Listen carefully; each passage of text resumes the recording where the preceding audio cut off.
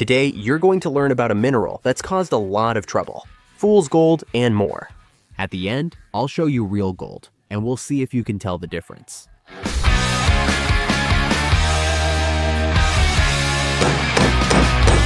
I won't waste your time. Here's the mineral.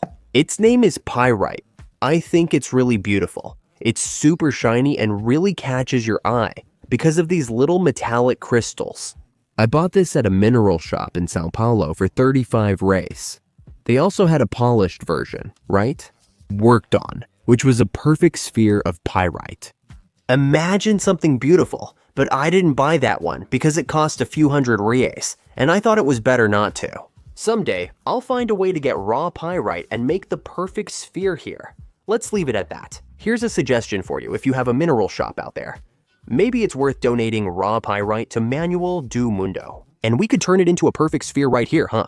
But what I find interesting about this is, if you're a first-timer and don't really understand minerals, at first glance you might look at this and think it's gold. Yes, many people have already done that.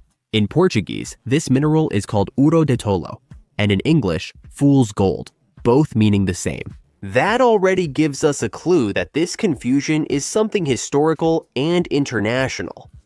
There are several stories of conflicts that have happened because of pyrite, but one that I found the most interesting is about an English explorer named Martin Frobisher. Yeah, Frobisher, that's right. It's kind of a strange name. In 1576, he left England and went to northern Canada to find a passage to the Pacific Ocean. That passage is called the Northwest Passage. The idea was that a ship could go through northern Canada and reach this region between Russia and Alaska. He couldn't find the passage, but he reached a place called Baffin Island. It's right next to Greenland. And there he found a shiny little stone, very interesting, which he took back to England. When he got there were several of the Queen's specialists. They analyzed the material and realized it wasn't gold, but some people thought it would be possible to extract gold from it. And then the financiers of these trips, who were the guys who paid, bought the ships, and funded the journeys, told Martin, "Man, go back there and get more of that stuff." He made 2 trips. On the first trip, he took 200 tons of ore back to England. On the second trip, he brought 1,400 tons from Canada. Speaking roughly like this, we don't really have much idea of how much that is. Just so you know, this Boeing 737-200 shown here weighs 30 tons empty. That means he carried about 53 plane loads from Canada to England. In 1570-something, at a time of wooden ships powered by sails. And in the end, they ended up getting practically nothing out of it. It was all fool's gold. This problem continued in the United States and Canada between 1800 and 1900. We had several gold rushes. What does that mean? Someone would find gold somewhere, and then a whole bunch of people would rush there, desperate to get it out as quickly as possible. Getting rich overnight. That's what happened. In California, there was a farmer named John Sutter who had a mill by a river, where the city of Sacramento is today. In 1848, a carpenter who worked for him looked at the river and found some little golden bits there. It was real gold, for real. So the two of them agreed to become partners in the business, and they weren't supposed to tell anyone. But the news spread, and no less than 300,000 people went to California to look for gold in that place. Just so you have an idea, at that time, the total population of California was about half of that. Imagine the impact of 300,000 people suddenly going to a place and starting to dig like crazy. The same thing happened in the northwest of Canada, on the Klondike River. In 1896, they discovered gold in the river, and 30,000 people rushed to this extremely cold place. It's next to Alaska, where people sought wealth. What makes this gold rush unique? It's that, in the story, that's where Uncle Scrooge found his fortune. He would have been one of the few people, or the few ducks, right, who managed to mine gold there and build a huge fortune. Surprised by that info? This video just revealed how Uncle Scrooge got his fortune. I think that deserves a like below. But why am I sharing these gold rush stories? Because those who went to these places, these first-time prospectors, weren't really specialists. They weren't geologists specialized in mining rare metals. It was a bunch of people who, in general, had no experience at all.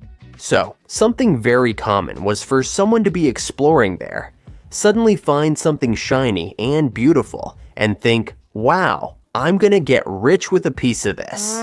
But it wasn't gold. It was fool's gold. And this is where a big trick of nature comes in, a trick of geology. Pyrite usually appears in the same place as gold. Where you find gold, it's also common to find pyrite. So it's not like these miners were dumb or anything. Imagine yourself. You left your nice city and went to the middle of nowhere, to a freezing cold place. You start digging in the mud in the riverbed. And then, in the city, there are some people who got rich because they found gold. You're there looking for gold. All you can think about is gold. You've got gold fever, and suddenly you find something shiny that can only be pyrite. Before we do the test to see if you know the difference between gold and pyrite, let's understand a little first. What exactly is this mineral? It looks like pure metal. It even looks like copper, but it's not. The formula for pyrite is Fe(S)2. This means that for every iron atom, there are 2 sulfur atoms. Yes, it's sulfur. In fact, if you take a sniff, you'll notice it has a bit of a rotten egg smell, which is characteristic of sulfur. Its chemical name is iron disulfide because it has iron and sulfur. One really crazy thing about pyrite is that it forms crystals that look like they've been cut by a machine. This one I have in my hand is already very beautiful. Zooming in on it here, you can see several very straight faces. But at the store, some were much more expensive, with a perfect cube shape like a Rubik's Cube, except it wasn't cut. It's already made like this in nature, because that's the organization the atoms have inside. Another thing that can happen is pyrite forming on top of some creature that has already died. This even has a specific name, which is pyritization. And then we have a pyrite fossil. Look how beautiful this is. This pyrite formed on an ammonite. Something that puzzled me when I started studying. Pyrite is its most common name. Where does that come from? It comes from Greek, and the "ite" at the end is a suffix. A common ending in mineral names, like calcite, hematite.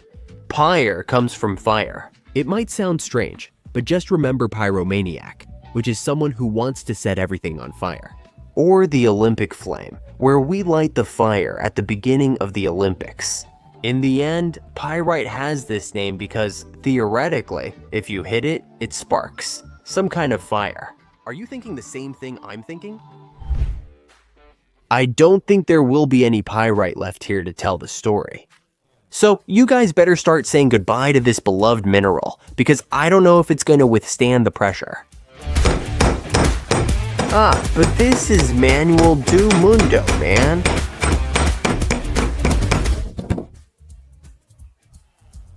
Was it proven what happens? There aren't many stones left to tell the story, but did you see the little spark clearly coming out? I'll tell you, a strong smell of sulfur comes up, you know? And I think it burned the table a bit.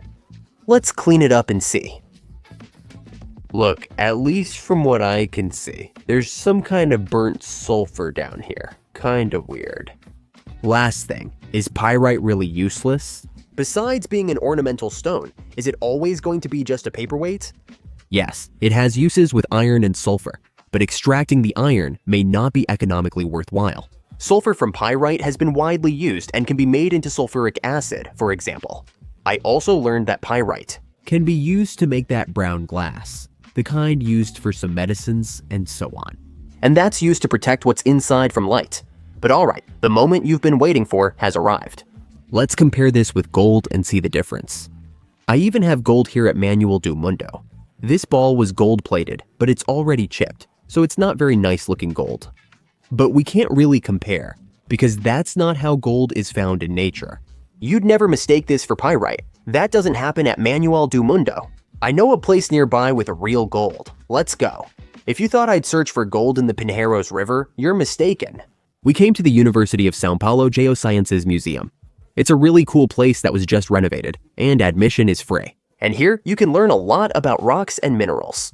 They set aside some pyrite samples for us, and they're much more beautiful than the one I showed earlier. And wow, you can really tell it's a beautiful mineral. Look, I talked about the formation of crystals. This one looks like an octahedron, that geometric shape with 8 faces. And there's one that's practically a die, a perfect cube. Looking at it this way, it's hard to believe it wasn't cut with a saw or something similar. It's hard to imagine that nature is capable of making this kind of thing.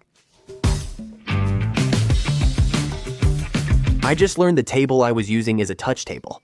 Here, people can handle these minerals and use the monitors too. Look at the pyrite sample they have here. And of course, they set aside 3 gold samples for us, just the way it's found in nature. The first one is a nugget, a little piece of pure gold. This was likely what a prospector most hoped to find while searching for gold in the river. It's really cool to be able to observe gold like this, just the way it came into the world, without any jewelry, completely natural. There's also a gold dust sample here, collected from the sand at the river's bottom. And it's already a little harder to identify. It doesn't shine as much, it looks like, I don't know, a kind of coppery sand.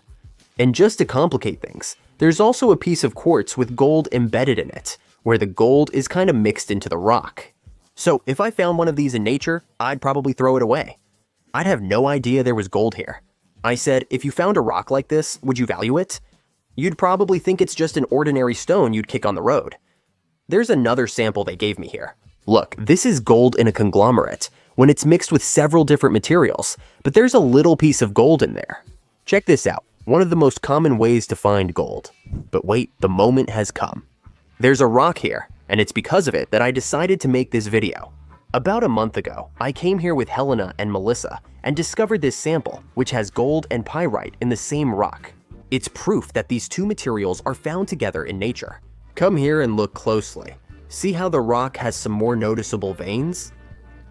Shiny. Look, it's all shiny, really beautiful. You can notice that there are 2 different minerals. One that's more yellowish here and the other a bit more silver. So, which one is gold and which one is pyrite? I think after watching this whole video, it's not that hard anymore, right? Gold looks more like gold. It's a more yellowish material, and pyrite looks a bit more coppery, more grayish. Maybe you can also notice the little crystals it forms, which gold doesn't form as well. Gold can take the shape of the rock it's on, even if it's atop another stone. But tell me, if you were a California prospector in 1849, would it really be that easy to notice the difference? What if you only found pyrite embedded in the rock? I, at least, would totally fall for this fool's gold trick. I know that, at this moment, maybe a lot of people are disappointed, because after all, the difference between gold and pyrite seems pretty obvious. But now, take a look at this material here and tell me, is it gold or is it fool's gold? It looks like gold, but it isn't. This here is chalcopyrite. It's when there's a bit of copper mixed with pyrite, and then it gets this much more yellowish shine, looking a lot more like gold. If we look at it from other angles, it even gets a bit reddish. But even I, when I was looking here at the museum, was absolutely sure this was gold. Until I looked at the label next to it and found out I was fooled, that it was, once again, fool's gold. Now that's better. Next time you hear the song Uro de Tolo by Raul Seixas or Fool's Gold by One Direction, you'll know exactly what it means. And I have something very serious to tell you. In this video, you learned a bit of history when I talked about the gold rushes. You also learned a bit of geography when we showed what the Northwest Passage is, a bit of chemistry with the formula for pyrite, geology, and Portuguese because of the origin of the word. We also found a really cool free museum you can visit. Not every online video offers that kind of experience in just 10 or 15 minutes. Behind that is a lot of work and research. All the sources we used are listed in the video description. It's time-consuming, involves many people, and is costly. So, the best way for you to help us keep making this kind of video is to remember to subscribe to our channel and give us a thumbs up. Or, if you want to read a cool book or give one as a gift to someone. Don't forget that Manual do Mundo has more than 20 books. All of them are really cool. There are books for different ages, all very well illustrated. I'm leaving a link here in the description with the list of all the books and all the other products from Manual do Mundo as well. Deal.